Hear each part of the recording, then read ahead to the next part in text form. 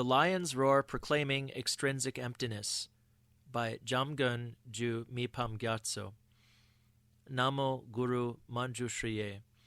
Respectfully I bow to the Lion among men, the friend of the sun, to the great compassionate Maitreya, Asanga, and their lineage, and to the one who makes the fearless lions roar in Tibet. The secret treasure of infinite victors and their scions, the essential nectar of instructions of sutras and tantras of definitive meaning, the finest of the experience and realization of the learned and accomplished ones of India and Tibet. Here I will explain a little of the profound Madhyamaka view. Here the philosophers of extrinsic emptiness take the sutras of the final turning, which teach the irreversible, fearless, permanent path of the victor's teaching of definitive meaning, the Mahayanottara Tantra Shastra, which is the teaching of the regent Maitreya, the lord of the 10th Bhumi, the profound meanings taught by the sublime Asanga and his brother, the scriptural commentaries on the definitive meaning, such as the Lord Nagarjuna's hymnic corpus, the tantras, such as the glorious Kalachakra, as well as their interpretive commentaries, which elucidate them, such as the 3 cycles of commentaries on mind, as having the same essential significance. Although this extrinsic emptiness, which causes one to enter the textual system of the great Madhyamaka of profound and definitive meaning, has an extremely profound and vast intention underlying it. Nowadays, those who undertake to expound philosophy say whatever comes into their mind in this regard, whether they understand it or not. They are extremely deluded. Now, to say a little bit about this system. In order to understand definitively the philosophical system of extrinsic emptiness, one must first understand the absence of inherent existence according to the texts of Nagarjuna. If one does not understand this, one will not understand how deceptive reality is empty with respect to itself, and how ultimate reality is empty with respect to the other. So one must first understand for oneself the absence of conceptual elaborations. Having realized the ultimate reality that is free of elaboration by means of subjective, non-conceptual gnosis, the subject and object that are concordant with respect to the abiding nature of things and the way things appear are together called ultimate. Paramartha, and the subject and object for which abiding nature and appearance are discordant are called superficial, samvritti. If one analyzes with a conventional validating cognition, they are, respectively, non-mistaken and mistaken, or non-delusory and delusory. So whatever is neither mistaken nor delusory is ultimate, and the other is considered deceptive. Both of these ways of positing the two truths, the well-known distinction of appearance and emptiness, and the harmony and discordance of the abiding and apparent natures as just explained, were originally explained in the sutras and great treatises. These are not the original creations of the philosophers of extrinsic emptiness. They were explained in the Dharmadharmata Vibhanga and in the Mahayanottara Tantra. It is empty of adventitious elements which have the character of being differentiable. It is not empty of the unsurpassable dharmas which have the character of being non-differentiable. And in its commentary, the Buddha essence is capable of being differentiated and separated. It is empty of the shell of negative emotions. It is not empty of the Buddha qualities, which are not differentiable, not separate, and are more numerous than the sands in the river Ganges. The great system builder Nagarjuna said, just as the stains on a fireproof cloth that is sullied by various stains are consumed when the cloth is placed in fire, while the cloth itself is not, likewise the stains of the luminous mind are consumed in the fire of wisdom. They are not luminous. All the sutras on emptiness taught by the victor counteract negative emotions. They do not harm that element of luminosity. The Dharma king, the awareness holder, Manjushri Kirti, said, the emptiness that results from analysis of the aggregates is without essence, like the plantain tree. The emptiness supremely endowed with qualities is not like that. Thus the statement not empty from its own side must by all means be understood in terms of the latter way of positing the two truths. This means that it should be understood in terms of the position of the two truths being mutually exclusive, where one is the negation of the other. It must never be understood according to the manner of positing the two truths as different isolates of the same essence. Accordingly, the delusory appearances of the discordance of abiding nature and appearance appear from the perspective of delusion. Because they are not established that way in reality, they are considered deceptive. The other, namely the ultimate truth, is established as it appears from a non-deluded perspective. Since it is not invalidated by valid cognition, it is said to exist ultimately, and to be truly established. This ultimate truth does not have to be a truly established appearance that is separate from emptiness. being established from the very beginning as the emptiness supremely endowed with qualities, the coalescence of the expanse of phenomena and emptiness, it has already been accepted as the ultimate reality that is the nature of things. Thus, such an ultimate is not empty from its own side.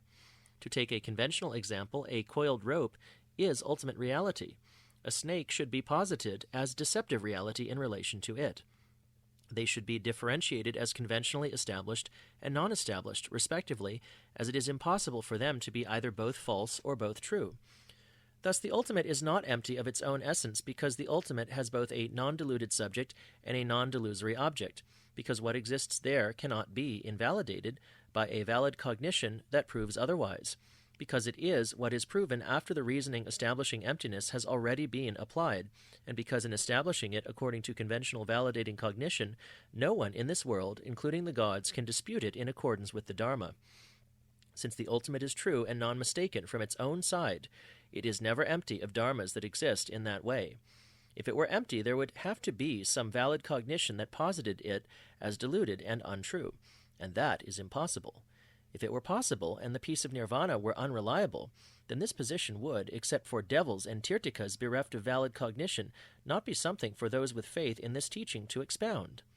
This ultimate reality that is the nature of things exists primordially in this way, but the deluded perceptions that do not realize it are validly established as untrue and deluded, and in this context are called deceptive, samvritti, which accords with the meaning of the word samvritti, which is having obscurations.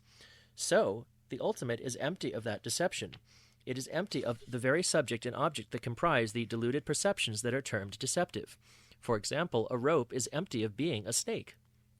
Thus, one is very much compelled to accept this position.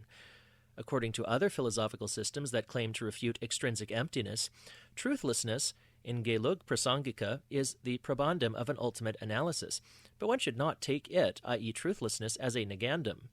Likewise, according to other prasangikas such as Gorampa, non-elaboration is the probandum of ultimate reasoning, but is not a negandum. So, according to these interpretations, if one does not uphold the position of truthlessness and the absence of elaboration, one will not be able to establish anything as our own philosophical system. Moreover, if ultimate reality were empty of its own essence, just like deceptive reality, then one would not be able to establish the ultimate as non-delusory and as the abiding nature of things, nor would one be able to establish deceptive reality as delusory and not established by way of its own essence. For emptiness is here understood in terms of what kind of empty basis is empty of what kind of dharma. If ultimate reality were empty from its own side, there would be no way to distinguish between deluded and non-deluded appearances by means of a valid cognition of truth and falsity, and it would be just like the rope and snake being either both existent or both non-existent. That emptiness of deceptive phenomena definitely qualifies as emptiness, because that true existence that is negated in relation to conventional phenomena in the Gelug Prasangika system is not established, and because the apprehension of true existence is a deluded cognition that is misleading and causes wandering in samsara. Thus, since that delusory subject and object bound up with the misapprehension of true existence are both considered deceptive reality in this context of intrinsic emptiness, and since the ultimate is empty of them from the perspective of gnosis, if the fact of ultimate reality being empty of that deluded dichotomy of subject and object did not qualify as emptiness, then the emptiness of true existence would also not qualify as emptiness, and the elimination of the apprehension of true existence would not qualify as meditation on emptiness. So emptiness, which is the absence of subject and object, established with respect to the elimination of the elaborations of object and object possessor, is perfectly complete in this system. Since all elaborations of the dualistic perception of subject and object are comprised by the delusory object and object possessor, in this context they are posited as deceptive reality. If the fact of ultimate reality being empty of that subject-object dichotomy did not qualify as emptiness, then the absence of elaboration would not qualify as emptiness, and the mind that meditates on non-elaboration would not qualify as meditation on emptiness either. Well, isn't that ultimate not truly existent and free of elaboration? How could something that is either non-truly existent nor non-elaborated be the ultimate? It is the same as the case of deceptive reality as considered in our system, for we, like you, accept that true existence does not even conventionally exist. Well, if the ultimate is not truly existent and empty, then how can you say that it is truly existent and not empty from its own side? Here you have utterly failed to understand that, in this context, true existence and non-emptiness exist and are established from the perspective of conventional validating cognition. So this is just ignorant quibbling on your part. Well, then aren't you saying that it is both truly existent and not truly existent, and both emptiness and non-emptiness? How could that be? You consider appearance to be deceptive reality and emptiness to be ultimate reality. Just as you consider it inappropriate to eliminate truthlessness and non-elaboration when analyzing ultimate reality, in our system, which considers delusion as deceptive reality and non-delusion as ultimate reality, we do not think it appropriate to negate the non-delusory nature of the ultimate, nor to establish non-delusion as true. Thus, the great system builder Asanga said, when something does not exist in something else, that something is empty of it. Whatever is left over there exists. Footnote: this appears to be a paraphrase of Vasubandhu's commentary on Madhyanta Vibhanga 1.2, which Mipham quotes in his own Madhyanta Vibhanga commentary. Thus, when establishing a system of proof and refutation, one must by all means refute what is not established by reasoning, and one should accept what is proven by reasoning without refuting it. If one were to refute everything, one would reverse the valid cognitions that establish the difference between authentic and inauthentic signifying dharmas and signified meanings, and it would be impossible to develop any kind of certitude whatsoever. Well, don't you have a position about the object of individual cognition, the dharma dhatu that is beyond refutation and proof? Why do you say that, one should ask? Because you set forth a system that, on the one hand, negates a negandum, and on the other hand, has a position of establishing a probandum, and thus you abide in a state that reifies something without claiming to negate everything. Since the dharma dhatu that is realized in an individual's experience is beyond refutation and proof, this we accept as the ultimate reality. In the present context of extrinsic emptiness, such an ultimate, which is already established for you as well as for us, is conventionally established to exist as the ultimate, so these two positions of refuting one thing and establishing another are not contradictory. If we did not have this position, which proves that ultimate reality is conventionally not empty of its own essence, then the ultimate that is free of refutation and proof would be non-existent conventionally. Therefore, just as reversing the conventional position that things have no inherent existence would be tantamount to establishing that they do have inherent existence, if it were not proven that ultimate reality is not empty from its own side, then that ultimate would not be ultimate but deceptive.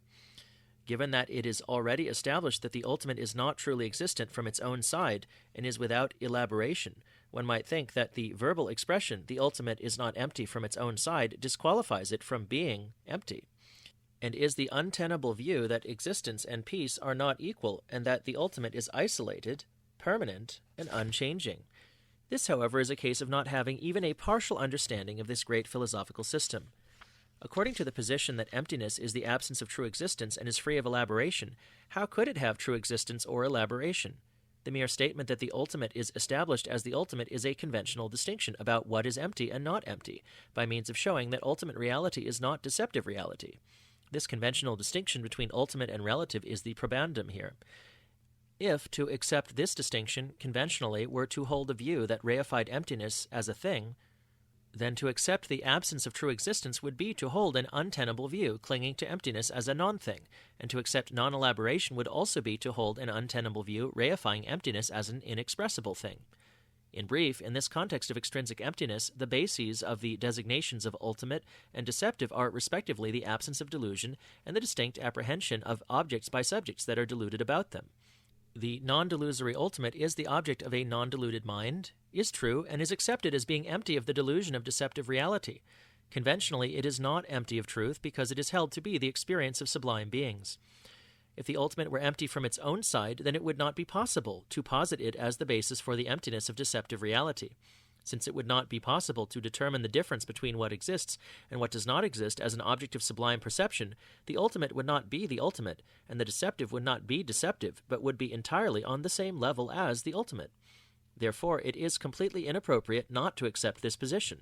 Whatever faults are found therein would equally apply to the position of those who expound emptiness as truthlessness or non-elaboration.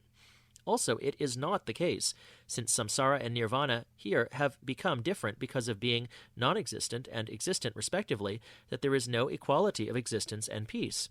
It is utterly impossible, even conventionally, for something to be both a deluded samsara and a non-deluded nirvana. Though samsara appears, it does not exist as such. The nature of samsara is the originally pure ultimate reality that abides in great nirvana, and this is the prabandham here, which is termed the equality of existence and peace. In any system where all phenomena abide primordially in the ultimate expanse, this is called the equality of existence and peace. There is no position whereby samsara and nirvana have a common basis. Also, the ultimate is not empty of being the ultimate, because if the ultimate were empty of itself, it would not be ultimate, but would become the deluded appearances of deceptive reality. Listen, you Gelugpas, who would vehemently dispute this philosophical position. Don't you say that a vase is not empty of being a vase, but is empty of true existence? If it is reasonable to accept that all conventionally existent dharmas are not empty of themselves, but are empty of something else, true existence, then you must also accept the position that the ultimate is not empty of being the ultimate, together with the reasoning that establishes that position, because ultimate is no less a conventionality than vase, etc. If the ultimate is not empty of being the ultimate, then it would not be empty of true existence, but the same could be said of vases, etc. Thus, although our ultimate is not empty of being the ultimate, since it is empty of deceptive reality, it goes without saying that it is empty of true existence, which is a false, deluded appearance. If the fact that we accept that it is empty of all dualistic appearances of deceptive reality, which are constituted by the misperception of true existence, does not qualify our conception of ultimate reality as empty, then how could the elimination of the superimposed, isolated object of true existence, which is not empty of all dualistic phenomena of deceptive reality, possibly qualify as emptiness?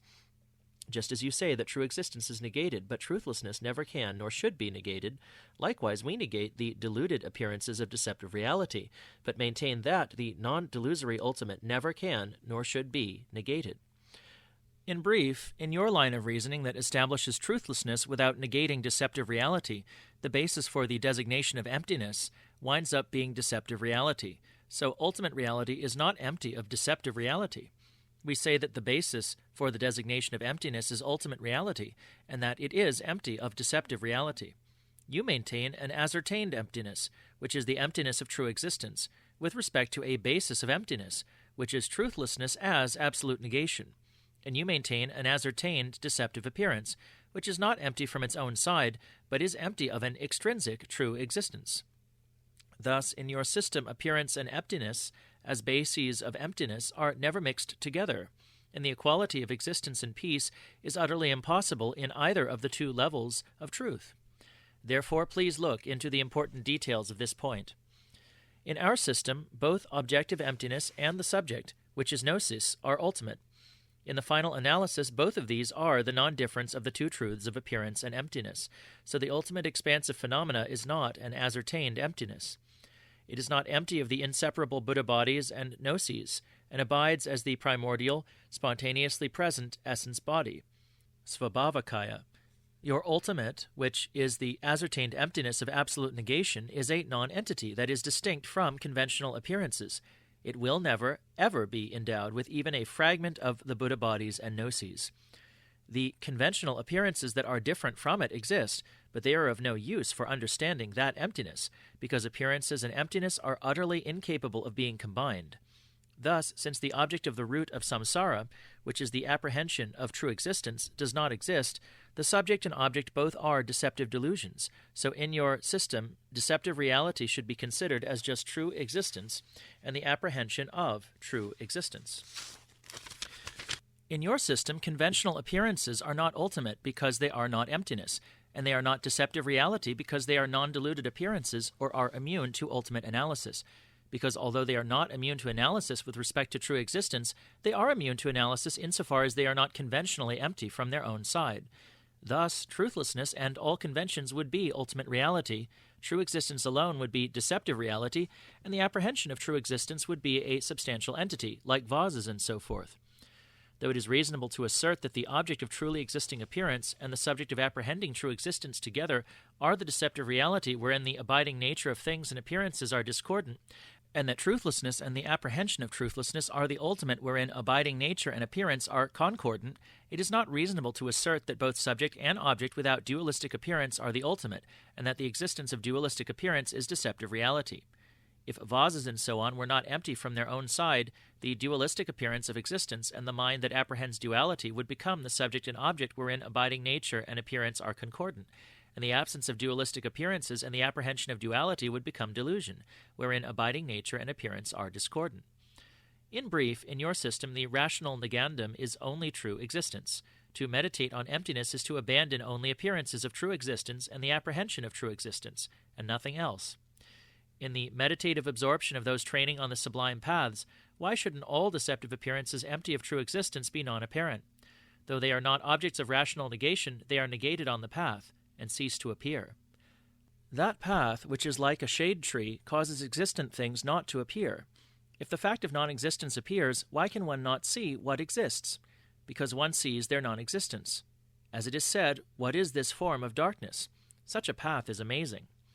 In our system, when the ultimate is seen directly, the domain, gochara, is non-conceptual wisdom without the dualistic appearance of subject and object. How can it have the appearance of true existence or the apprehension of true existence? How can it have the objects of elaboration and elaborations about them? This is designated as the ultimate. Taking that non-deluded ultimate as the basis of emptiness, it is said that it is empty of the subject and object that comprise the deluded samsaric appearances of deceptive reality. Though the ultimate essence is beyond elaborations, when establishing the ultimate, our position is that what is ultimate and what is deceptive are differentiated as non-delusion and delusion. What is wrong with that? Although all dharmas are unelaborated because they have no inherent existence, those who refute non-elaboration and focus on absolute negation maintain a one-sided position of absence of inherent existence. They hold these words alone as their philosophical refuge. But by taking the position of truthlessness, even though they do not wish to accept the position that the ultimate is not empty from its own side, they cannot avoid it. If one explains that ultimate reality is not empty from its own side, it is good to establish the ultimate as the ultimate. If one were to explain that a vase is not empty from its own side, all dharmas would be non-empty, would be seen as permanent, and emptiness would be a trivial non-substantiality. Thus, one would establish the basis of the view as a dichotomy of permanence and annihilation. If the ultimate is established and known by conventional valid cognition as permanent, real, and non-empty, one seizes all qualities of the path and eliminates all base views that cling to the extremes of permanence and impermanence. Whatever is permanent is not necessarily a view of permanence, and whatever is annihilated is not necessarily the extreme of annihilation. Whatever is existent is not necessarily the extreme of existence, and whatever is not existent is not necessarily the extreme of non-existence. This is universally accepted by Tibetans renowned as scholars. Thus, if one analyzes well with conventional valid cognition, one can realize with a discriminating mind whether permanence, impermanence, emptiness, non-emptiness, reality, unreality, existence, and non-existence are extremes. For the gnosis that analyzes the final ultimate, there are no elaborations of existence, non-existence, and so forth. This is accepted by all the learned and accomplished philosophers of extrinsic emptiness. Your position is that, even from the perspective of an ultimate analysis, there is an elaboration of truthlessness. If something exists from the perspective of an ultimate analysis, and is the object of sublime perception, why should it be contradictory to say that it is not empty, truly existent, and perceived as such? Therefore, what contradiction is there in explaining this according to how it is imagined? If the perception of truthlessness were empty of truthlessness, how would that be any different than not seeing truthlessness at all? If you think that truthlessness is seen as empty, then why not see a vase and so forth as empty? You think that vases and so on are empty of true existence, but not of themselves. For if they were, vases and so forth would not exist conventionally. But why would this be any different than saying that, from the perspective of seeing the ultimate is not empty? In brief, if someone should ask, what is the meaning of the statement, the ultimate is not empty from its own side, we reply that it means that the ultimate reality is not empty of being the ultimate reality. To this, they reply, then the ultimate would be truly existent. To which we reply, but if a vase is not empty of being a vase, it would be truly existent. Now they ask, if a vase were empty of being a vase, then that vase would become a non-vase. So why wouldn't the vase become conventionally non-existent? Indeed, it would. Thus, if the ultimate reality were empty of being the ultimate reality would become non-ultimate reality, for this would be the same as the ultimate being conventionally non-existent.